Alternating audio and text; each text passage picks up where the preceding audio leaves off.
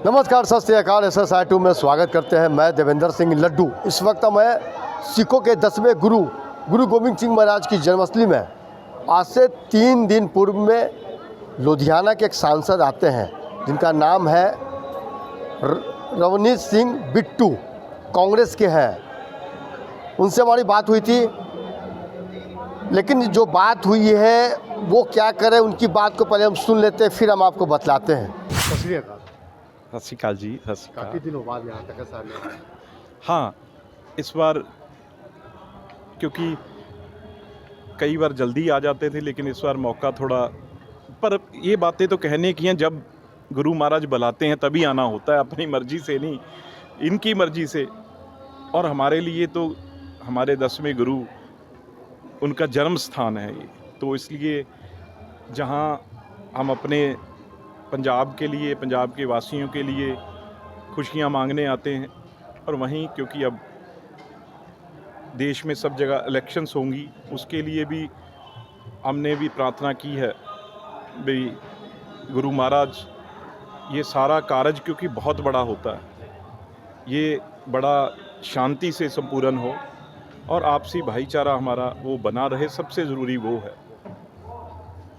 क्योंकि बहुत कई कोशिशें होती हैं मजहबों को बांटने की, वर्गों में बांटने की, वो चीज़ों से हमारा देश, हमारे देश के लोग बचे रहें, बड़ी बात तो ये है। और अपने लिए भी अब इस इलेक्शन में जाना है, तो इसलिए अपने लिए भी सुख शांति परिवार में बनी रहे और इलेक्शन में भी जीत हो, वो प्रार्थना भी यहाँ पे आके की है। इस बार इलेक्शन में क्या लग रहा है सर?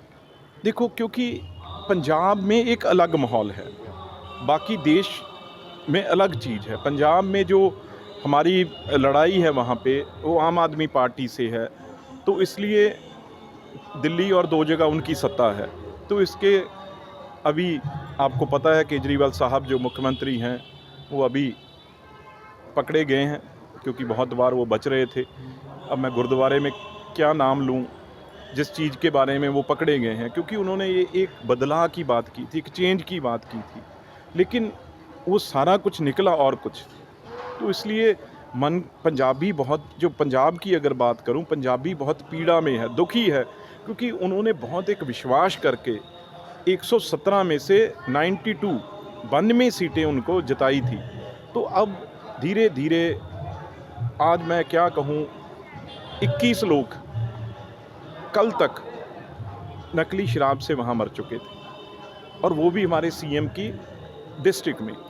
और इसी शराब के केस में 5,000 करोड़ का घोटाला है जिसमें वो अंदर गए हैं। तो भगवान यही है इन लोगों को थोड़ी सी अकल दे और ऐसे कामों से ये दूर रहें, क्योंकि पॉलिटिक्स बहुत बदनाम हो गई है। पॉलिटिकल आदमी को लोग बड़ी कोई अच्छी निगाह से नहीं देखते। क्यों? क्योंकि ऐसे ऐसे बड़े स्कैंडल आते हैं, ऐसी बड़ी चीज़ें होती हैं जो साफ आदमी होता है उसके लिए भी बड़ा दिक्कत हो जाती है लोगों के फेस करने में।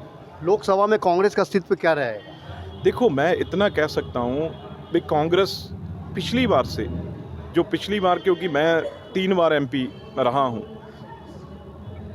14 में कम हो गए थे, लेकिन 42-43 थे, इस बार 56 थे 19 में। इस बार लगता है भी कहीं ना कहीं 100 हम पार करेंगे अकेली कांग्रेस। बाकी जो अलायंस है इंडिया गठबंधन, बाकी जो गठबंधन है कई बहुत जगह जैसे बिहार में है, जैसे इंडिया का क्या अस्तित्व रहेगा पूरे देश भर में लोकसभा? देखो, मैं कांग्रेस की बात करता हूँ।